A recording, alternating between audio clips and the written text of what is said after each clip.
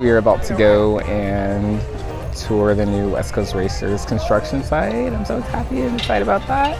Are you ready? I'm ready. You ready to go? We're going inside. The gates are open.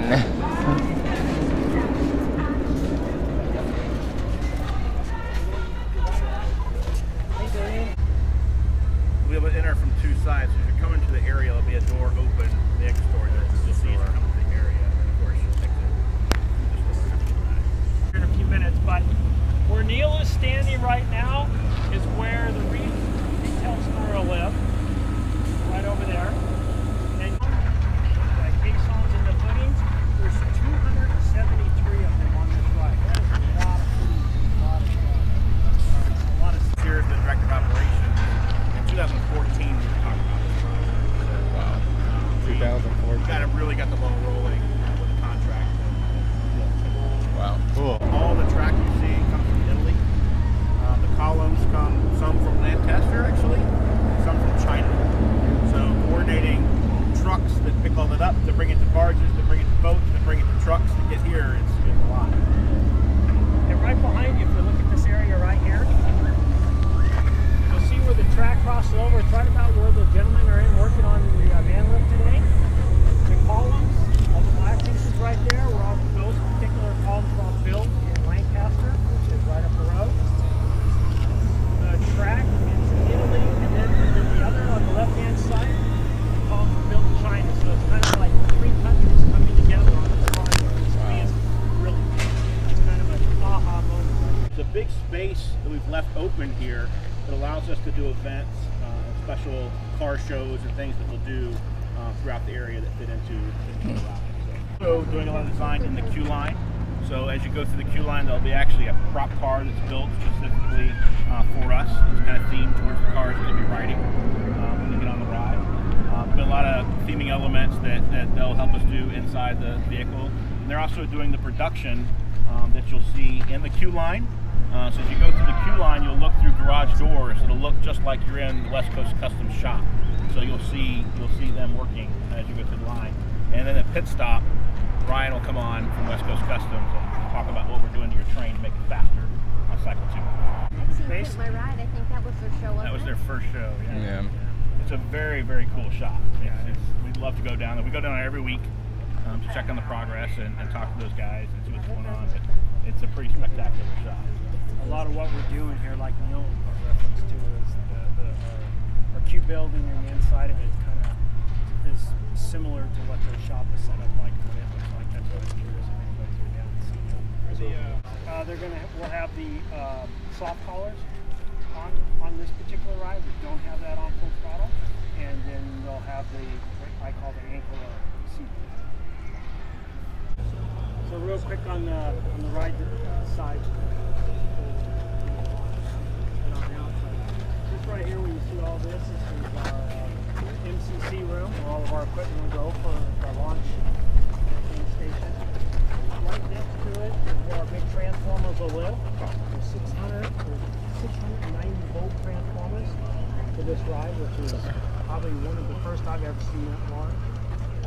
One thing about this ride, it has 4 separate launches. You get launched 4 times on this ride. You get launched obviously once. You hit the boost area, you get launched again, you come back in, you go out a second time, you get launched, you hit the boost area, you get launched again. 4 launches.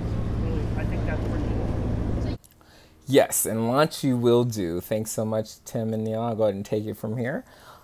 Going into the West Coast Racers site, immediately the first thing that captivates your eye are the final turnarounds.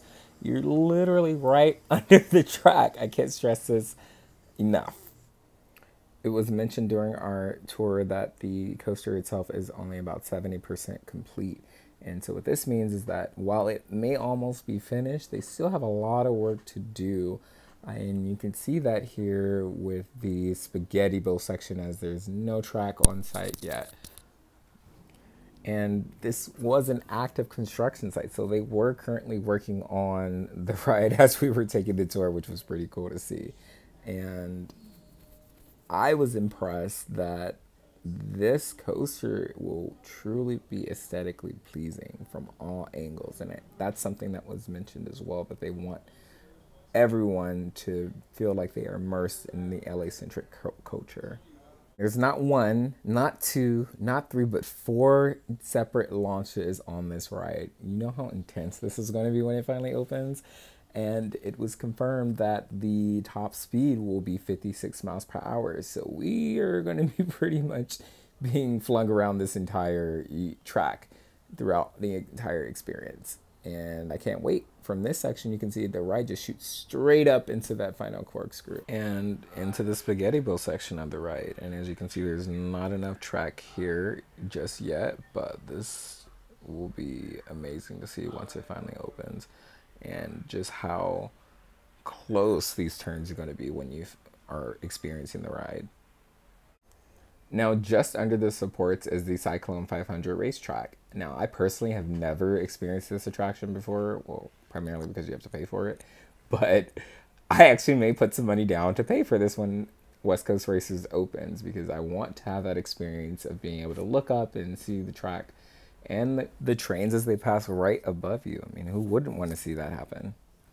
And this is going to be one of those coasters that will duel every single time. And I know that gets super frustrating, especially for fans of Twisted Colossus, which I happen to be one. And much like Twisted Colossus, the winners of these races are not predetermined. The trains will shuffle back and forth throughout the track, and it's also determined by weight and other elements. So that's pretty cool, because your boy knows I love a good dueling coaster. So let's not let me bore you all anymore, and let's get back to the tour, okay?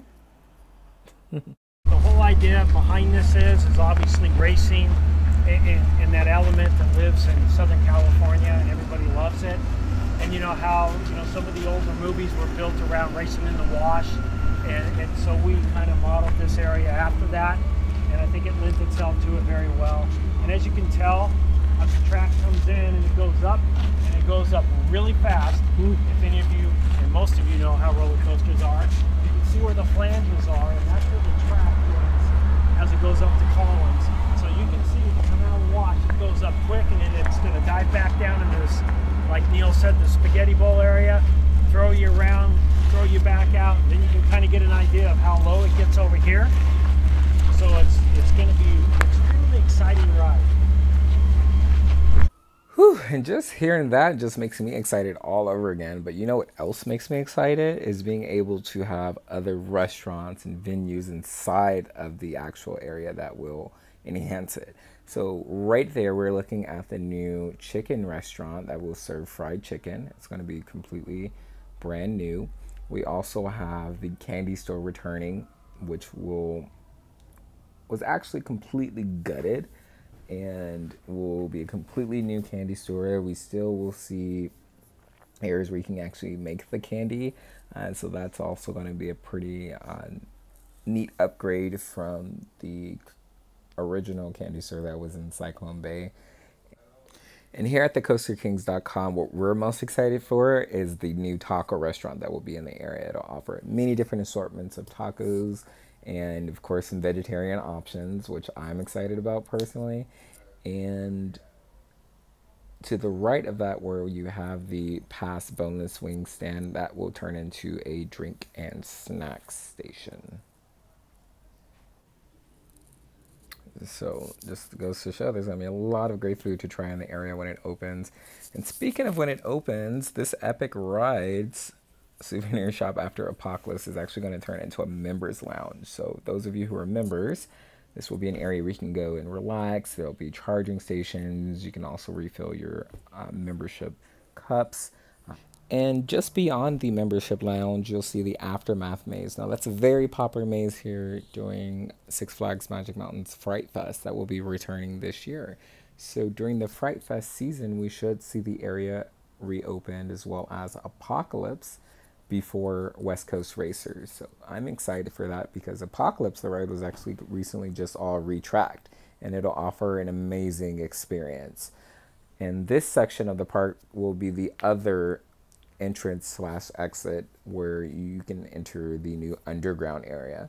And like I said, we're super excited to get this and see the actual attraction open finally. It's been delayed and delayed and delayed, and it's finally starting to get some progress, and I can't wait, just like all of you, to see it actually open. I want to give Six Flags Magic Mountain a shout out for just keeping the project moving, because this is an extensive project. They're gutting mostly everything in the area, so it's nothing that's not going to be time consuming. So I applaud them for that and just keeping it moving, and it will open when it opens, and I can't wait for that. So thank you all for watching.